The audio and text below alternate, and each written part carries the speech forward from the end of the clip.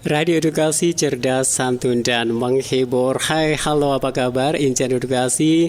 Senang sekali di kesempatan siang hari ini saya Yuda Wijasena bisa kembali hadir menjumpai Anda dalam program Sisi Cermat, Sana Sini Cerdas Bermatematika.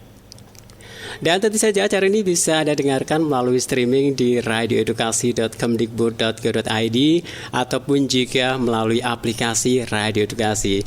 Dan Anda juga bisa menyaksikan acara ini melalui kanal YouTube Balai Besar Guru Penggerak Provinsi Daerah Istimewa Yogyakarta. Dan saya ingatkan bagi Anda yang mau bergabung silakan nanti bisa melalui WhatsApp Radio Edukasi di nomor 0815689251. Saya ulangi di nomor 0815689251. Baik, Sisi Cermat di kesempatan kali ini menghadirkan narasumber yang tentu saja sudah sangat hebat yang nanti akan kita kulik lebih dalam lagi terkait materinya yang nanti akan diberikan.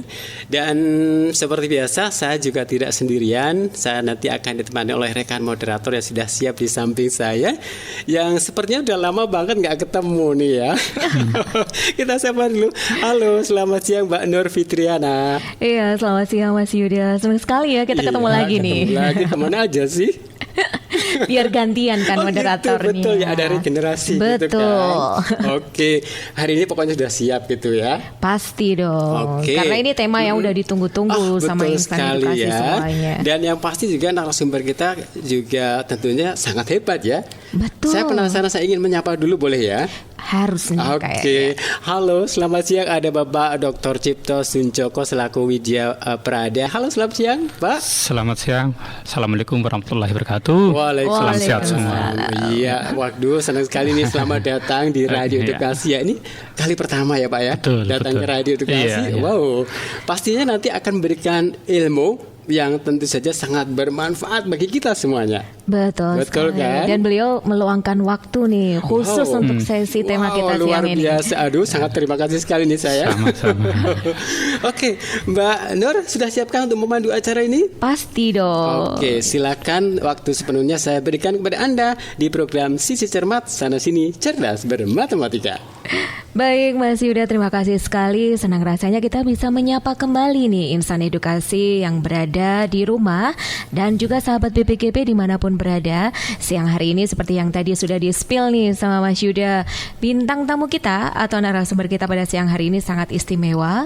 Beliau bisa meluangkan waktu untuk berbagi bagi kita semua dan waktunya tepat sekali nih Mas Yuda. Jadi menjelang tahun ajaran baru bagi dinas pendidikan ataupun stakeholder lainnya, terutama orang tua dan juga guru yang sedang bimbang nih, bagaimana sih menyiapkan anak-anak PAUD transisi ke SD sesuai dengan kebijakan Merdeka Belajar yang sudah diluncurkan oleh Mas Menteri tentunya. Iya, betul sekali. Saya Nur Fitriana selaku moderator pada siang hari ini sudah nggak berlama-lama lagi nih, kita langsung saja menyapa Pak Cipto. Pak Cip, ini tema hari ini kan khusus dihadirkan karena sudah dinanti-nanti nih bagi sahabat BPGP DIY dan juga insan edukasi yang ada di rumah. Nah, berbicara tentang transisi PAUD ke SD nih Pak Cip, sebetulnya kebijakan signifikan apa sih yang paling mendasar yang kemudian ini paradigmanya sudah diubah nih oleh Mas Menteri dan beberapa waktu lalu sudah diluncurkan, tetapi mungkin beberapa orang masih ketinggalan informasi ini Mas Yuda. Mungkin bisa dijelaskan Bapak. Terima kasih Mbak Via. Saya mencoba untuk menjelaskan tentang konsep kaitannya dengan bagaimana transisi dari PAUD kemudian ke SD itu. Ini menarik sekali kebijakan karena ada kata-kata yang menyenangkan. Menyenangkan ini yang menyenangkan. Tetapi kata menyenangkan ini tidak mudah untuk dilakukan. Harus ada persiapan terkait dengan masalah persiapan ke PAUD dan menuju ke SD kan gitu. Kita tahu biasanya pada besok bulan Juli ya. Betul. Dalam bulan Juli kita memasuki ajaran baru baik dari PAUD kemudian SD atau SMP seterusnya, itu perlu memang persiapan. Nah, terkait dengan ini khususnya yang PAUD ini yang paling hebat biasanya orang tua. Betul sekali. Orang tua, kemudian anak sendiri juga mungkin sekolah juga, terutama di jenjang sekolah dasar atau SD. Nah, menyenangkan ini sebenarnya sulit, tadi sampaikan sulit, tetap dalam kondisi yang yang harus disiapkan kan gitu. Walaupun kata-kata menyenangkan, tapi di sini ada sesuatu yang sulit yang memang harus disiapkan betul, yaitu mengapa? Karena pada usia anak sebenarnya 0-7 tahun itu adalah usia bermain. Kan itu. Sedangkan para ahli lagi 7 sampai 14 tahun itu adalah usia anak sekolah formal. Nah, ini ada usia berhimpitan, transisi. Pada sisi lain, anak yang di PAUD itu kan antara 0 sampai 7 tahun. Betul. Karena di situ ada model-model layanan PAUD. Iya. Nah, situ anak adalah pola pembelajarannya biasanya lebih pendekatan bermain atau kita melakukan stimulasi. Sedangkan di SD itu sudah saat ini itu masih sifatnya formal. Calisthenics-nya sudah belajar bukan pada realita tapi pada simbol-simbol tertentu, seperti itu. Nah, itu yang pertama soal usia. Yang kedua adalah fakta bahwa orang tua itu di PAUD maunya sudah bisa belajar dan menghitung. Oke. Seakan-akan sudah namanya calisthenics itu harus sudah dipahami betul ini. Padahal bagi anak belum tentu itu menyenangkan. Betul. Ya, kadang dipaksa. Saya pernah masa kecil masih ingat betul. Waktu SD dulu kan belum ada TK saya. Jadi diajari menulis atau menghafalkan huruf tertentu karena belum siap sampai menangis itu. Sehingga ada ketakutan di situ. Ini yang menjadi problem kita. Nah, betul. Itu adalah kesiapan orang tua secara psikologis. Kemudian belum lagi nanti keadaan antara sekolah di SD kemudian pada jenjang di PAUD itu belum sinkron, belum sinergis atau belum ada kesinambungan. Saya tadi bahwa di PAUD itu adalah pendekatan stimulasi, kemudian di sana pembelajaran bersifat adalah transfer knowledge atau ilmu seakan sudah ke formal. Ini kan harus ada keseimbangan. Bagaimana? Padahal usia yang tadi sampaikan ada usianya masih usia antara transisi inilah. Di sisi lain masih bermain, di sisi lain harus itu.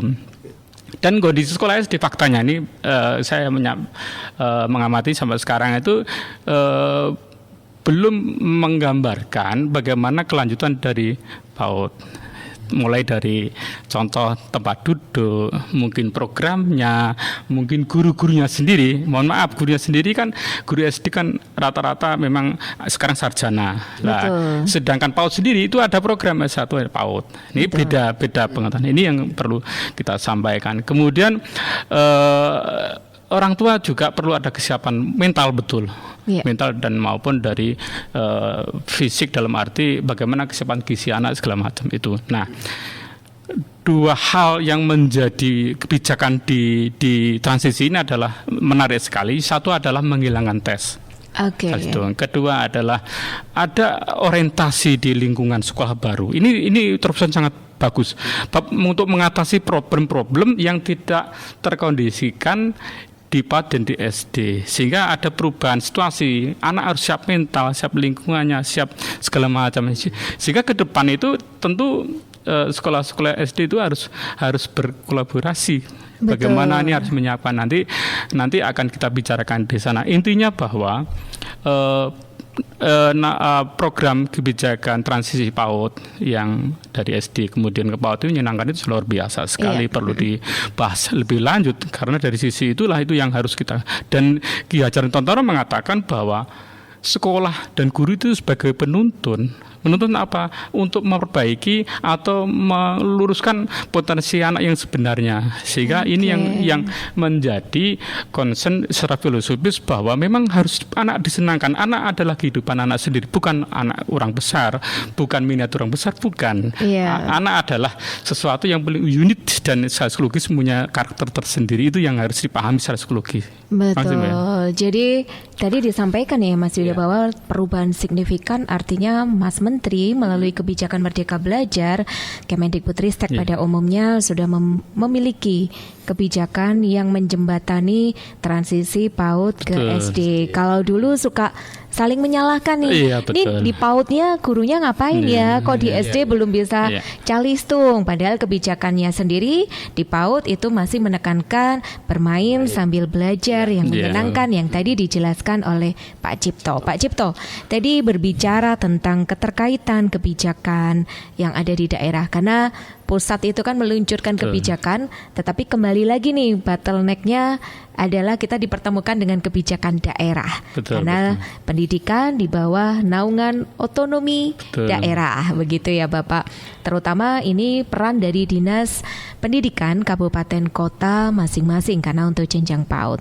Yang menarik begini Mas Yuda, untuk insan edukasi semua yang ada di rumah dan juga sahabat BPKP yang sering kita temui bahwa seringkali siswa atau anak TK itu, anak PAUD ya Pak ya, masuk lebih awal dari usia sekolah sebetulnya. Kemudian ketika lulus, belum ada 7 tahun sudah menerima ijazah PAUD, ya sudah wisuda gitu kan. Sehingga ketika mau masuk SD juga kebingungan, padahal di SD dipersyaratkan yang diutamakan adalah usia 7 tahun. Seperti itu ya, meskipun usia 6 tahun diperbolehkan dengan catatan dari pengantar psikolog ya Pak Cipto ya. Betul, ya. Nah, juga tadi yang sudah di-spill juga nih sama Pak Cipto, kadang ketidaksinkronan bahwa kalau anak PAUD masuk SD berarti sudah siap calistung. Dan yang menarik lagi tadi Pak Cipto ternyata juga yang mungkin ini nggak disadari juga ya sama sahabat BPKP dan juga insan edukasi di rumah, feel-nya suasana TK yang lebih fleksibel dalam pengaturan bangkunya, ternyata begitu di SD hadap depan, kursinya semua tertata rapi dengan instruksi-instruksi tertentu, sehingga ini masa transisi memang ya harus dikawal oleh semua pihak ya Pak ya, baik dinas pendidikan, guru ataupun orang tua. Mungkin bisa di-spill lagi Pak Cipto bagaimana kesiapan dan juga kontrol ya dari dinas ini, bagaimana menyinkronkan lulusan PAUD dengan nanti daya tampung yang ada di sekolah dasar, seperti itu Bapak. Betul. Yang pertama adalah tadi menyinggung terkait dengan masalah kebijakan di Dinas Pendidikan Kota ya. Betul. Karena itu adalah kewenangan otonomi adalah SD sampai SMP kan gitu. Betul. Ini masih satu ruangan. Saya pikir nanti dari kebijakan Dinas Pendidikan Kabupaten Kota tentu ini harus diselesaikan. Artinya bahwa untuk lulusan PAUD itu adalah paling tidak adalah usia 7 tahun. Karena jenjang SD 7 tahun. Dan kemarin sudah beberapa dinas sudah menghapus, tidak perbolehkan walaupun usia 6 tahun tapi tesnya itu lulus, itu ada yang boleh, tidak menjadi. Tetapi saya pikir karena apa itu perlu, karena kebijakan nasional. Yang pertama ternyata bahwa usia 7 tahun itu bukan usia kelulusan di mereka belajar adalah pada fase kedua. Betul. Ya, ini artinya orang tua harus menyadari bahwa usia 7 tahun itu bukan usia kemampuan anak, karena anak itu sama-sama 7 tahun pada usia biologis itu belum tentu perkembangannya sama dengan usia anak yang 7 tahun yang lain. Artinya itu adalah berbeda perkembangannya. Nah, tetapi para ahli juga mengatakan memang rata-rata 7 tahun itu memang sudah siap pada pembelajaran yang bersifat agak lebih formal gitu. Artinya tadi itu saya sampaikan tadi adalah itu. Makanya usia transisi ini, maka usia ini adalah usia rata-rata kemampuan anak itu memang siap untuk itu. Kenapa 7 tahun itu secara psikologi. Ya, kemudian kebijakan ini memang harus diamankan. Lalu bagaimana dengan misalkan orang tua? Ini menjadi orang tua juga semangat sekali untuk memasukkan PAUD kan itu. Iya, ini kayak nangis terus nggak sih Pak kalau kelamaan orang di tua PAUD, itu ya gitu jadi kan? Saya menarik juga mengamati beberapa orang tua mengapa trennya dulu di provinsi daerah istimewa Yogyakarta itu ada program 1 desa 1 PAUD. Sekarang satu PAUD itu 1 RT itu 1 PAUD. 1 RT 1 PAUD. Nah, itu rata hampir 90% itu adalah mandiri, artinya didirikan oleh masyarakat. Apa artinya? Artinya adalah itu respon dari orang tua yang begitu semangat untuk menyekolahkan anak. Nah, kita memang PAUD itu kan dikenal ada 2, PAUD formal dan tidak formal. Itu kan itu. Formal orang angkatan TK, sedangkan yang non formal adalah SPS, satuan pendidikan sejenis, kemudian kelompok bermain, kemudian taman pengasuhan anak, kemudian aja muncul TTK. Tetapi semua kurikulumnya sama itu, sama kurikulumnya. Kalau playgroup itu masuk apa ya Pak ya? Playgroup kan bahasa asingnya, itu bahasa masuk asingnya. Kalau kami menerjemahkan kelompok bermain itu ya itu. Nah, layanan-layanan ini adalah kenapa muncul istilah PAUD non formal. Itu 2000 itu kan TK kan tidak banyak mampu untuk menampung anak-anak sekolah karena waktu itu sangat terbatas sekali dan dikelola oleh waktu Direktur Dasar kalau tidak salah 2001. Kemudian Ditjen Dispora waktu munculkan program 3 ini, SPS, kemudian kelompok bermain, kemudian tempat pengasuhan anak. Dulu namanya bukan pengasuhan tapi penitipan anak, sekarang menjadi pengasuhan. Diperubah karena beda. Pengasuhan adalah beli pada pendidikan, lah penitip segera menitip seperti sepeda kan. Titipkan tolong. Ya itu tolong ini kan berubah sekarang itu kan. Nanti orang menafsir berbeda itu. Nah, itu memang waktu itu latar belakangnya adalah waktu itu menampung ibu-ibu atau orang tua yang berkarir. Betul sekali. Berkarir waktu itu. Daripada diasuh oleh pembantu yang tidak punya latar pendidikan, mendingan pada usia 0 tahun sampai itu diasuh.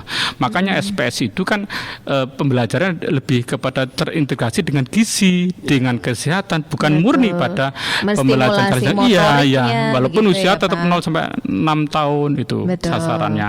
Sedangkan kalau bermain itu ya sama dengan TK, tetapi itu kan karena waktu hanya model layanan saja sebenarnya sama kan gitu. Ternyata sedangkan yang pengasuhannya itu memang ada tambahan program setelah belajar di kelas sampai jam 10. Setelah itu nanti pembelajaran bersifat ekstra atau meningkatkan kompetensi atau kemampuan dasar yang lain kan gitu. Itu nah. Yang intinya bahwa memang harus dikawal semua stakeholder terutama dinas pendidikan. Dan kedua para pendidik atau mungkin di sana ada supervisor, penilai dan pengawas itu tentu harus sering memberikan sosialisasi kepada masyarakat. Tentu masyarakat sendiri harus respon, tidak hanya terima bersih karena ada media kita handphone segala macam ya. Tapi daripada WA kemudian daripada ngurumpi Facebook, mendingan mencari tahu ini mumpung ini seperti apa sih, kenapa kok ada sekolah. Ada kemarin saya mendengarkan dari salah satu PAUD, kebetulan anak PAUD itu 6 tahun. Betul. Dianggap mampu karena tes IQ-nya tertinggi di kelas itu. Kemudian mau naik ke SD, tetapi kepala sekolahnya menyampaikan tidak bisa kan gitu. Karena apa? Usia masih 7 tahun.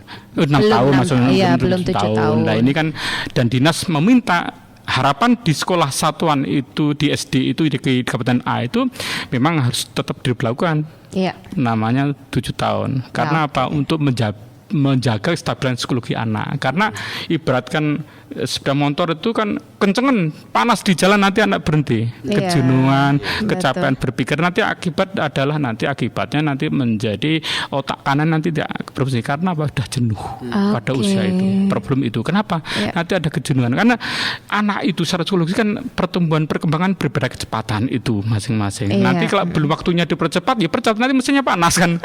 Kan gitu. Bukannya anak senang, anak jadi anak jenuh lagi terlalu cerdas, anak yang tidak jadi depresi, bukan depresi dalam arti yang tapi anak ada gangguan psikologi, mungkin jenuh bisa juga menjadi nakal, mungkin malah sekolah, mungkin macam-macam efeknya seperti itu.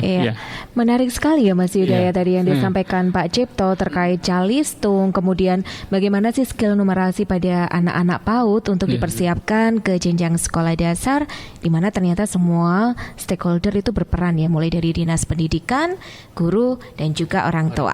Nanti di segmen berikutnya juga Pak Cipto akan menjelaskan terkait seperti apa peran BPGP DIY dalam meningkatkan kompetensi guru-guru PAUD, terutama untuk keterampilan numerasi. Tapi insan edukasi yang ada di rumah, beliau akan kembali lagi di segmen kedua setelah kita mengikuti informasi berikut ini.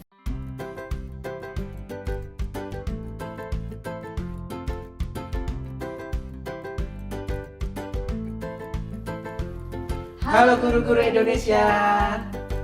Salah satu kebijakan baru yang diluncurkan dalam kurikulum Merdeka adalah gerakan transisi PAUD ke SD yang menyenangkan. Gerakan ini mengajak kita untuk mencapai 3 target perubahan, yaitu satuan pendidikan perlu 1. Menghilangkan tes calistung dari proses penerimaan peserta didik baru di SD. 2. Menerapkan masa perkenalan bagi peserta didik baru selama 2 minggu pertama di PAUD dan SD. 3. Menerapkan pembelajaran yang membangun 6 kemampuan fondasi anak di PAUD dan SD. Untuk mencapai 3 target perubahan tersebut, Kemendikbudristek sudah menyusun berbagai kebijakan pembelajaran. Melalui kurikulum Merdeka, capaian pembelajaran di PAUD disusun selaras hingga SD kelas awal. Standar kompetensi lulusan untuk PAUD juga dapat dibangun hingga akhir kelas 2. Ditambah adanya perancangan 6 kemampuan fondasi yang dapat terus dibangun dengan menggunakan kurikulum PAUD maupun SD. Para guru PAUD dan SD kelas awal tidak akan sendiri dalam upayanya mendampingi anak dengan lebih baik karena telah disusun sumber belajar untuk para guru. Apa saja sumber belajar yang sudah disediakan Kemendikbudristek untuk mendukung guru? Mari kita kenali lebih jauh mengenai kurikulum Merdeka PAUD yang dirancang untuk turut menguatkan transisi PAUD ke SD. Dalam menerapkan kurikulum Merdeka PAUD, guru terlebih dahulu perlu mempelajari sumber belajar transisi PAUD ke SD yang menyenangkan, yang telah disediakan oleh Kemendikbudristek. Sumber belajar ini disusun dengan menggunakan prinsip-prinsip kurikulum Merdeka PAUD yang menghargai hak anak untuk berproses, memastikan anak berkembang dengan utuh, dan menjaga agar setiap kegiatan yang dilakukan efektif dalam membangun kemampuan fondasi. Sumber belajar ini dapat pula digunakan oleh satuan pendidikan yang menerapkan kurikulum 2013. Sumber belajar tersebut yaitu 1. Sumber belajar mandiri di kanal Kemendikbudristek yang dapat diakses dengan 2 cara. Untuk guru RA, MI sederajat yang belum memiliki akun belajar.id dapat mengakses laman website Direktorat Pendidikan Sekolah Dasar dengan link ditpsd.kemdikbud.go.id/transisi PAUD SD. Untuk guru yang sudah memiliki akun belajar.id dapat mengakses platform Merdeka Mengajar seri pelatihan mandiri topik transisi PAUD ke SD yang menyenangkan dengan link s.id/pmm/transisi PAUD SD. 2. Video inspirasi yang bisa diakses di laman transisi PAUD SD. 3. Diklat teknis yang akan diluncurkan pada bulan Juli 2023. Kami mendorong Bapak Ibu Guru untuk mengakses sumber-sumber belajar ini untuk mencapai 3 target perubahan dalam gerakan transisi PAUD ke SD yang menyenangkan. Pengetahuan dari alat bantu yang sudah disiapkan pemerintah juga akan menghindarkan Bapak Ibu dari miskonsepsi dan misinterpretasi yang kurang tepat terhadap gerakan transisi PAUD ke SD yang menyenangkan. Perlu diketahui bahwa materi bacaan di modul guru transisi PAUD ke SD yang menyenangkan disusun dengan menggunakan 4 prinsip pembelajaran kurikulum Merdeka PAUD, yaitu laju perkembangan anak beragam, sehingga upaya dalam membangun kemampuan fondasi anak selalu bertumpu pada penerapan asesmen awal. Karena perbedaan perkembangan anak yang beragam, maka tidak ada lagi penyekatan usia dalam pencapaian kemampuan tertentu. Hal ini dibahas di modul 2 dan modul 6. Kemampuan fondasi. Sebagaimana juga capaian pembelajaran fase fondasi harus dibangun bertahap. Hal ini dibahas di modul 3 dan 4. Pada modul ini, prinsip ATP dalam pembelajaran sudah mulai dikenalkan dan akan diperdalam melalui diklat teknis, transisi PAUD ke SD yang menyenangkan. Kegiatan pembelajaran harus efektif untuk mencapai tujuan pembelajaran. Perencanaan pembelajaran bukanlah masalah format semata, melainkan perlu jelas disusun untuk memandu kegiatan pembelajaran yang sesuai dengan kebutuhan peserta didik. Dan ini tertuang di dalam dokumen perencanaan satuan dan kelas. Hal ini dibahas di modul 5. Penggunaan teknik asesmen untuk anak usia dini perlu memotret perilaku atau kemampuan yang diamati guru, tidak berdasarkan tes. Selanjutnya, hasil asesmen selalu digunakan untuk memberi informasi mengenai hal yang sudah mampu dicapai anak dan juga yang masih perlu dikuatkan dengan dukungan guru serta orang tua melalui hasil asesmen sumatif. Hasil asesmen ini juga dilaporkan kepada orang tua sebagai bentuk kemitraan satuan dengan orang tua. Hal ini dibahas di modul 6. Setelah menyelesaikan pembelajaran terkait penguatan gerakan transisi PAUD ke SD yang menyenangkan, Bapak Ibu Guru dapat mengakses topik spesifik lainnya terkait penerapan KM PAUD di platform Merdeka Mengajar. Pembelajaran pada topik-topik spesifik ini akan membantu guru PAUD memahami dan menerapkan KM PAUD secara lebih mendalam. Dengan standarisasi sumber belajar ini, kami percaya bahwa guru PAUD dan SD akan memiliki kemampuan fondasi yang selaras dengan desain kurikulum Merdeka PAUD. Fondasi ini penting sekali agar anak usia dini dapat melanjutkan proses pembentukan kemampuan fondasi hingga akhir kelas 2. Demikianlah tutorial singkat kali ini tentang sumber belajar kurikulum Merdeka PAUD dan penguatan gerakan transisi PAUD ke SD yang menyenangkan. Jangan lupa untuk mempelajari dan mengaplikasikan materi yang telah dipelajari agar anak didik dapat memiliki kemampuan fondasi yang baik sesuai dengan desain kurikulum Merdeka PAUD. Terima kasih telah menyimak tutorial ini. Ayo gunakan alat bantu pembelajaran di laman dan PMM. Jangan lupa untuk mengunggah aksi nyata melalui PMM atau laman. Aksi nyata merupakan akhir dari perjalanan belajar guru dan kepala sekolah. Oke, insan edukasi yang baru bergabung pada siang hari ini, kita kembali lagi dalam program Sisi Cermat, sana sini cerdas bermatematika. Tentunya masih dengan tema numerasi pada transisi PAUD ke SD bersama narasumber hebat kita pada siang hari ini, Bapak Dr. Cipto Suncoko selaku Widya Prada Ahli Madya di Balai Besar Guru Penggerak Daerah Istimewa Yogyakarta Kemendikbud Ristek.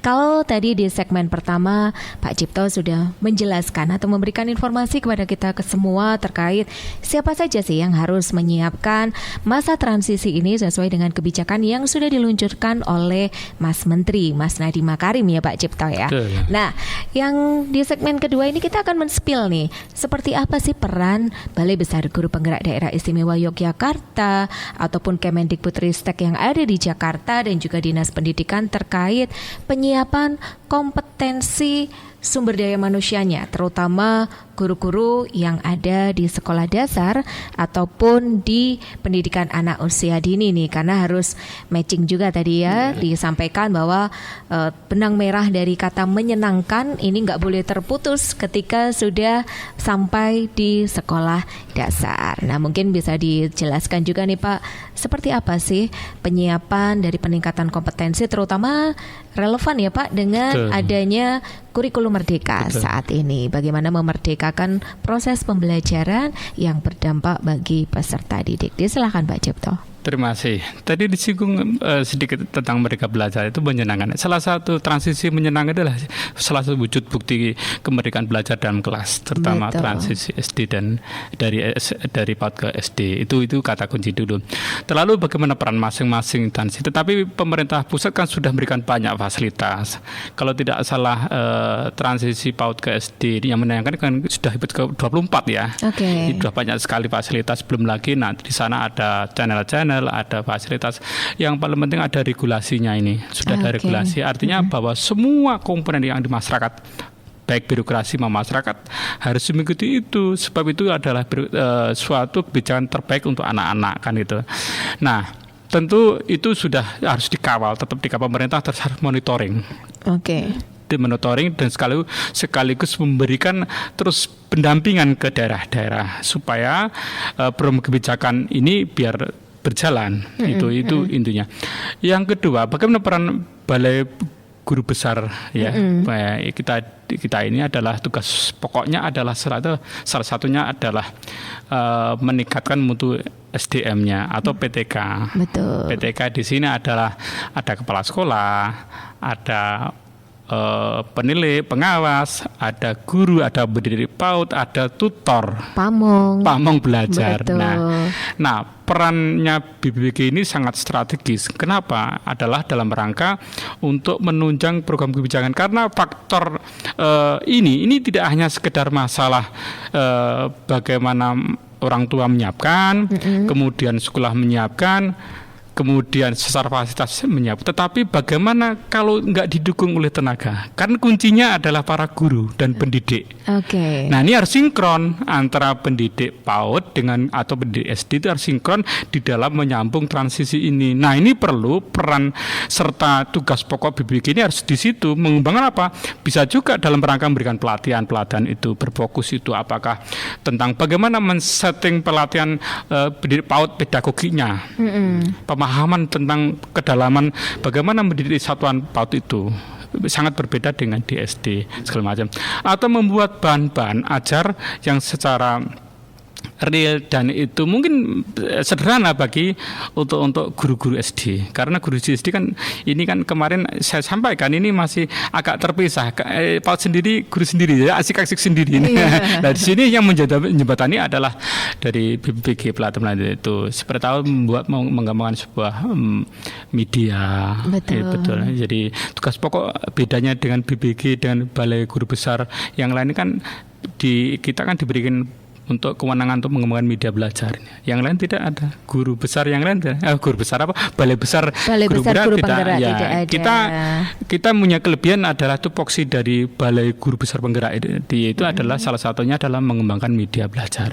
Oke. Ya ini.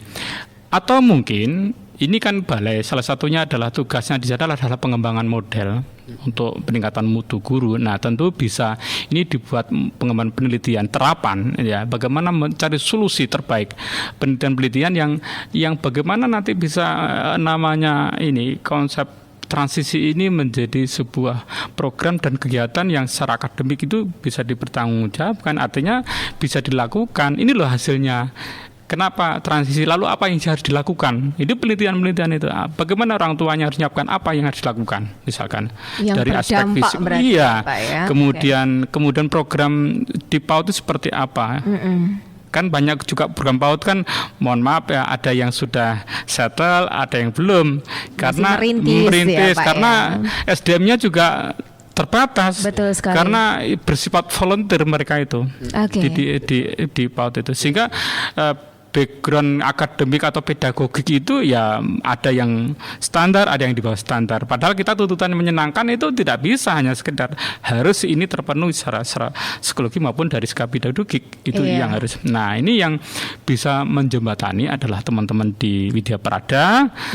Program ini silakan nanti apakah melalui webinar, pelatihan tadi itu yang kita sudah melakukan. Tapi yang belum adalah bagaimana mengembangkan sebuah model.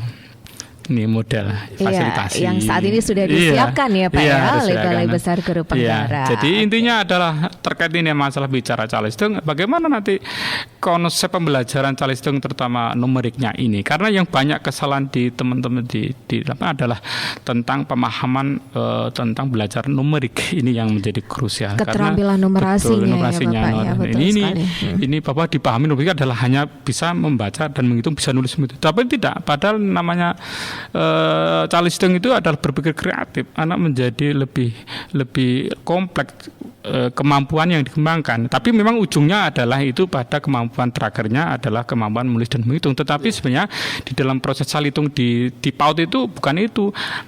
6 kemampuan dasar itu yang harus dikembangkan, dan itu secara apa ya, itu masuk di dalam itu komponen-komponen itu. Nah ini yang menarik. Dan kemudian dinas seperti apa? Tadi sampaikan dinas kan punya juga regulasi turunan itu memang harus dikawal untuk supaya program ini jalan, karena ini dampaknya luar biasa. Betul psikologi.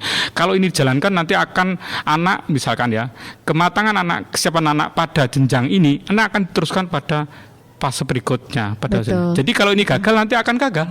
Lainnya berhasil, anak akan berhasil. Tahapan ini. Ini makanya ini menjadi sebuah program yang tidak hanya sekedar program kebijakan, tetapi ini secara psikologi berdampak pada perkembangan anak berikutnya, tahap psikologi. Iya betul, karena sampai ini gagal, anak misalkan anak tidak siap menjadi katakanlah banyak yang tidak siap secara mental, anak tidak akan mungkin bisa maksimal prestasinya segala macam. Nah, makanya perlu disiapkan itu. Makanya tidak ada apa ya, tidak harusnya dilakukan sungguh-sungguh gitulah. Nah, apa yang dilakukan oleh dinas? Pertama adalah mengawalnya. Kemudian dinas juga punya regulasi pertama. Yang kedua adalah dinas kan punya program pembinaan, karena tanggung jawabnya keberhasilan dinas adalah di tingkat kota. Nah, teman-teman yang ada di daerah itu ada pengawas, ada forum atau asosiasi guru, yaitu yang harus segera diberikan pemahaman yang mendalam. Komunitas belajar. Maksimalkan teman-teman pendidik dan pengawas untuk mendampingi di satuan pendidikan. Ada kan pengawas SD, ada yang penilik di PAUD TK. Ini harus berkolaborasi, harus bersama-sama untuk itu. Nah, untuk siapa yang dinas itu, karena dia punya kewenangan dan punya wilayah dan punya orang di situ. Karena kami BPBG ini kan sifatnya adalah sebagai advokasi saja, Betul. sebagai pendorong. Tetapi kebijakan utuhnya adalah di kabupaten kota gitu. Iya. Ini seperti itu ya. Oke, Pak, ini rasanya menarik sekali nih Mas Yuda ya. Kita sampai kayak bengong gitu kan. Informasinya sangat padat dan juga sangat informatif yang sudah ditunggu-tunggu oleh para insan edukasi dan juga sahabat BPKB dimanapun berada. Nah, Pak Cipto, berbicara tentang kurikulum merdeka ya Mas Yuda ya. Kita mengamati kurikulum di PAUD saat ini ada muatan STEAM, Science, Technology, Engineering, Art, and Mathematics ya Mas Yuda. Nah, kalau kita mengulik nih dari keterampilan numerasi yang sudah tadi Pak Cipto sampaikan, nah seperti apa sih bagaimana orang tua juga nantinya bisa beradaptasi terkait muatan STEAM ini? Apalagi tadi Pak Cipto juga sempat menyampaikan nih, nanti biar sekaligus dijawab ya Mas Yuda ya, bahwa kemampuan guru-guru itu juga volunteer ya, beberapa di antaranya satu RT, satu PAUD atau satu TK itu ada banyak sekali yang di jenjang non formal itu bersifat volunteer. Artinya memang latar belakangnya mungkin bukan guru PAUD, Betul. tetapi dengan sukarela melaksanakan pembelajaran di PAUD tersebut, Bapak. Termasuk seperti apa, Pak, peran-peran para perangkat desa? Karena jangan sampai ya Mas Yuda ya, ini hanya didirikan untuk formalitas, yang penting di RT itu ada, tetapi tidak dikawal nih siapa yang akan melakukan pendampingan, bagaimana muatan ini betul-betul terimplementasi sesuai dengan semangat di kurikulum merdeka, bahwa bagaimana sih mewujudkan anak-anak yang sesuai dengan indikator profil pelajar Pancasila. Oke, Pak Cipta nih silakan nih, STEAM-nya nih harus kayak diimprove nggak sih ya? Numerasinya di situ nggak sih Pak? Atau seperti apa Pak untuk muatan STEAM ini sendiri? Jadi STEM itu adalah salah satu strategi di dalam bagaimana membangun kerangka berpikir anak sebenarnya. Oke. Pertama, yang kedua itu adalah metode cara belajar untuk numerik jalistung. Ya, gitu.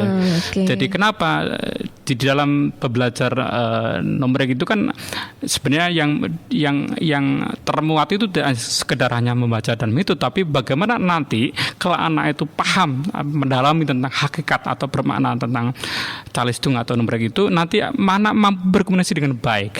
Oke. Kenapa? Logikanya dibangun. Karena anak itu, karena matematika kan bicara logika. How to solve the problem. Betul. Nah, itu yang kunci dari STEM itu. Nah, Oke. yang kedua adalah nanti anak bisa bagaimana nanti menghubungkan persoalan-persoalan anak itu di dalam mereka itu melakukan aktivitas sebagai anak. Contoh bagaimana anak itu berkomunikasi, Oke. kemampuan sosialnya bagaimana, emosionalnya bagaimana.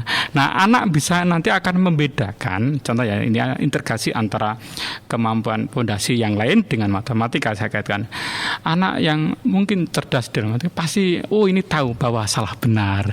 Oh ya, anak ini. Jadi secara psikologi anak itu bisa secara kritis bahwa apa yang menjadi benar menjadi salah, mana yang tepat, mana yang tidak tepat, Jadi mana yang semacam trial dan error gitu betul, ya Pak ya. dan Oke. kemampuan. Karena akibat apa? Akibat dari kemampuan penalaran anak itu. Oke. Kan gitu. Jadi logikanya dibangun nih Mas Yuda, nggak langsung, ih jangan Ya, ini tidak, salah tidak, gitu. ya. Nah. Tapi justru dibiarkan, Iya. biar nanti dia mencari titik temu solusinya nih. Nah. Oh kok bisa begini, begitu ya Itu Pak ya? adalah konsep matematika di situ sebenarnya ada matematika. Tidak hanya sekedar itu, tapi di balik itu ada mana-mana bahwa kemampuan anak tidak seperti, tapi membangun kemampuan yang lain secara nggak sadar sebenarnya. Makanya kenapa di matematika di PAUD itu tidak langsung pada yang konsep, tapi yang lebih real atau lebih memang Konkret ya, Pak, konkret ya, kan gitu cara ya, berpikir itu konkret itu. Nah, arahnya ke sana. Nanti Oke. dengan media ini akan terbangun. Tetapi kenapa itu? Karena anak secara psikologi memang panca inderanya yang memang dimaksimalkan untuk itu kemampuannya. Beda pada usia lanjut memang sudah berpikir konsep. Tapi lah anak, kenapa anak kok medianya adalah media menggunakan konkret? Karena kemampuan anak itu menurut psikologi itu adalah memang menggunakan lat inderanya itu loh, panca inderanya itu digunakan untuk belajar itu. Nah, itulah STEM di sana sebagai media untuk bagaimana memperdalam terkait dengan jalistung, tapi pada aspek lain. Langkah apa? Kan pertanyaan pasti kan ada eksplorasi pertanyaan. kalau Oke. STEM itu. Kemudian bicara kemudian bagaimana pertanyaan dijawab, anak diminta untuk mengeksplorasi. Pertanyaannya mencari itu. misalnya gini nih Pak, ya Mas Yuda ya, mungkin kalau anak kecil kayak gini, kalau kelopak bunga matahari misalkan, ada berapa nih jumlahnya? Betul. Atau sama-sama kelopak bunga mawar, tapi ternyata jumlahnya beda. Betul. Iya kan Pak ya? Iya. Itu bisa Iya. mereka kayak mikir, Iya, mencari mikir. tahu. Sekarang di depan kita ada anak-anak, mari kita membuat semacam rangkai bunga. Iya, Lah pertanyaan, bunga apa? Ya coba kita bunga yang warnanya kuning gitu. iya. Aku ini seperti apa? Berapa nanti kita jumlah 5. Lalu kita bawa keluar. Ya misalkan dekat sawah atau apa, cari bunga yang kuning. Setelah kuning terus hitung, nak. Hitung satu-satu. Iya. Jadi itu cara-cara yang praktis dipakai untuk anak di dalam proses untuk berikan paut Yang untuk langsung tali. kontekstual Betul, ya iya. Mas Yuda Jadi ya, berarti. pemahaman STEM itu bukan teknologi tinggi, tapi adalah kerangka berpikir anak menyelesaikan dari pertanyaan yang ada, bagaimana nanti mengeksplorasi untuk mencari informasi, kemudian bagaimana anak itu melakukan sesuatu untuk mencari masalah ini kan gitu. Betul. Tadi apa akhirnya membuat kalau sudah ketemu warna kuning, sudah ketemu jumlah 5, lalu bagaimana menjadi pas bunga? Inilah proses namanya di situ artinya seninya muncul, lalu dibuat ini. Oh kalau begitu dibuat seperti ini, Oke. menjadi kerangka kegiatan yang untuk ternyata bunga itu bisa dipakai untuk ini. Iya. Anak bisa membedakan warna, anak bisa mencari sendiri solusinya seperti apa, anak bisa membuat karya terbaik. Ini yang sebenarnya ini yang mencari. Nah ini adalah proses-proses salah satu langkah strategi di dalam mengembangkan kemampuan dasar ataupun dari dasar anak itu. Jadi salah satu ya salah satu bagian dari itu sebenarnya media dalam rangka itu. Iya, proses yang dibangun betul. ya Pak. Tadi ya. kan disampaikan kita menuju kan bukan hanya menghitung baca, tapi adalah pada profil Pelajar Pancasila itu sebenarnya. Nah, tetapi harus dilakukan supaya tidak miss. Konsepsi itu adalah dibangun pertama harus berkesinambungan mulai dari PAUD, kemudian bagaimana nanti Di SD-nya. terus kemudian apa yang di situ terkait, kemudian bagaimana apa itu menjadi bermakna, calistung bagian daripada pembelajaran yang menyenangkan kan itu. Jadi Itu- bukan hanya joyful tapi Betul. meaningful Betul, learning-nya iya, betul ya Pak itu. ya. Jadi STEM itulah salah satu yang Betul. dipakai ya. Jadi asumsi Dipakai. bahwa STEM harus menggunakan teknologi tinggi. Iya, enggak. teknologi dalam arti begini, teknologi adalah Teknologi artinya sederhana itu ya, adalah alat yang dipakai untuk mencegah masalah yang namanya teknologi. Betul. Ya, Sama mungkin kayak ini Pak Cipto mungkin ya. Ada guru di salah satu kabupaten yang kemarin waktu kita pelatihan Pak Cipto juga jadi narasumber juga nih Mas Yuda. Jadi ada guru TK yang dia memang anaknya itu tidak membawa krayon Pak untuk mewarnai. Kemudian dia punya ide untuk hijau tuh dia mengonyet-onyet apa ya bahasa Indonesia, meremas-remas daun untuk bisa mendapatkan warna hijaunya. Itu juga bagian dari Betul. how STEM. to solve ya Pak ya dari Betul, STEM betul. itu atau Itulah. STEM. Makanya di sana adalah untuk menuju mengatasi miskin adalah belajar harus bermakna. Itu bermakna. Kalau tidak punya krayon, bagaimana caranya? Itu sudah sebenarnya pada level yang tertinggi kemampuan untuk masalah. Berpikir kritis Iya nih. kritis itu. Saya bayangkan nggak boleh dipinjem. Iya. Mereka tidak tahu. Berarti Tapi anak itu ada sudah- guru yang kalau dia belum bisa memaknai dianggapnya nakalnya nakal banget nih, Betul. keluar ngonyet-ngonyet malah. Makanya gitu kan. kembali lagi, bagaimana supaya Iya. nggak terkasus itu, BPPK harus berperan itu membuat pelatihan seperti itu. Betul. Kita sudah ada pelatihan Iya. secara daring ataupun luring, bahkan ada program bidik ilmu ya Mas Betul, Yuda ya. betul, Dan iya. Pak Cipto ada seperti siang hari ini nih. Ya, sana nah apalagi sini kita jam- harus punya semacam Iya. pos edukasi di daerah, teman-teman terjun ke sana berdampingan, apakah informal apa betul fasilitasi di sana itu. Ya, advokasi, Ya, betul. Bersinergi tentunya dengan Betul, dinas betul pendidikan. itu salah satunya. Aduh, rasanya menarik sekali nih Pak. Baru segmen kedua ya. Kita masih ada di segmen ketiga untuk insan edukasi dimanapun berada dan juga sahabat BPGP DIY yang masih penasaran seperti apa sih nanti implementasi untuk menyiapkan anak-anak PAUD ke transisi SD ya Pak Cipto Betul. ya. Seperti apa dan bagaimana kontribusi kita semua. Kita akan lanjutkan informasinya di segmen ketiga setelah informasi berikut ini.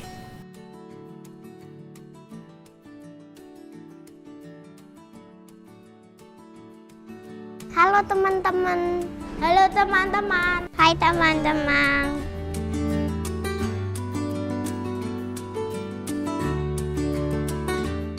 Belajar biar tambah pintar main bola. Sukanya jadi pemain bola biar dapat emas asli. Pintar. Pengen jadi YouTuber. Aku pengen jadi pemain basket. Menambah kita jadi pintar. Supaya aku pintar. Jadi profesor. Kerjanya ya bikin robot yang mirip kayak manusia. Belajar buat anak-anak ternyata punya makna yang kaya dan luas. Di balik wajah polos anak-anak, terdapat berjuta-juta ide yang penuh harapan. Masing-masing anak punya ide yang berbeda, minat yang unik, kesukaan yang khas. Aku ingin belajar cara membuat kapal. Aku ingin belajar bagaimana parasut bisa terbang.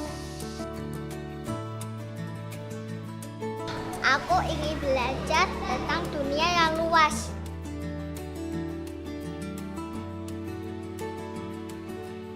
Aku ingin menjaga bumi.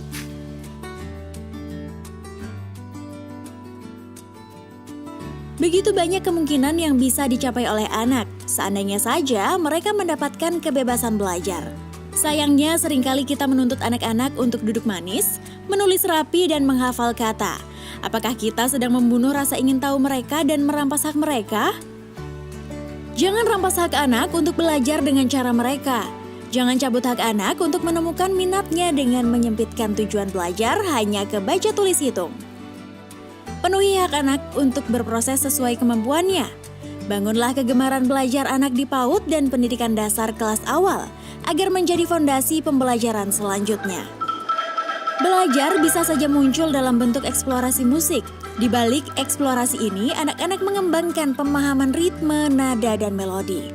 Belajar bisa muncul dalam bentuk eksplorasi seni. Melalui seni, anak-anak mengekspresikan diri dan mengembangkan keterampilan motorik halus. Belajar bisa muncul dalam bentuk gerakan fisik. Bermain fisik seperti berlari, melompat, dan melempar dapat membantu anak-anak mengembangkan keterampilan motorik kasar dan koordinasi.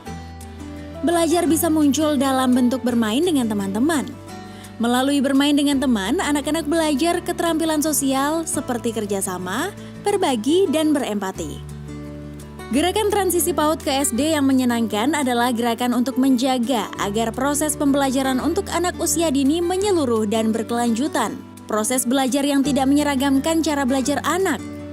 Proses belajar yang bertujuan untuk membangun kemampuan fondasi secara menyeluruh. Semuanya itu adalah kemampuan fondasi yang perlu dibangun pada masa PAUD dan pendidikan dasar kelas awal. Dan itu merupakan kesempatan kita untuk menumbuhkan kemampuan fondasi ini. Kelas awal yang mulus dan proses belajar yang menyenangkan. Mari guru-guru PAUD, sekolah dasar, madrasah ibtidaiyah, dan satuan pendidikan yang sederajat salinglah mendukung agar 3 target perubahan dapat bertumbuh menjadi budaya di satuan pendidikan kita. 1.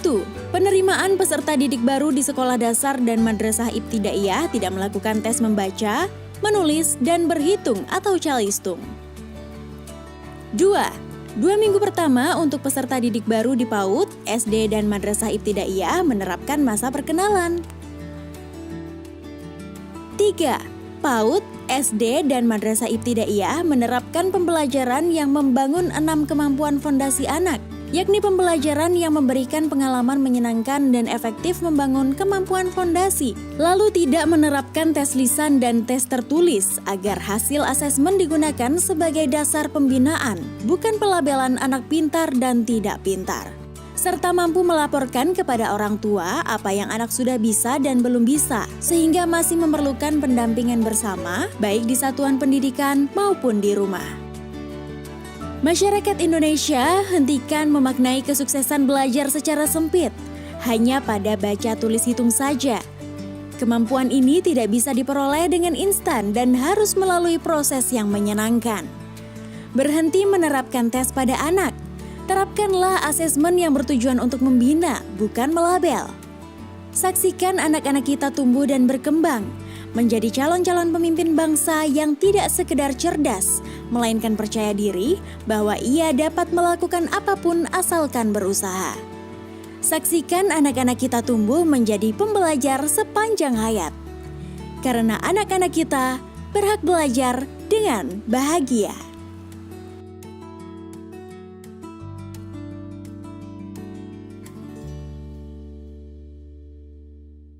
Oke, kembali lagi di segmen ketiga Sana Sini Cerdas Bermatematika, program Sisi Cermat BPKB DIY, masih bersama Bapak Dr. Cipto Suncoko.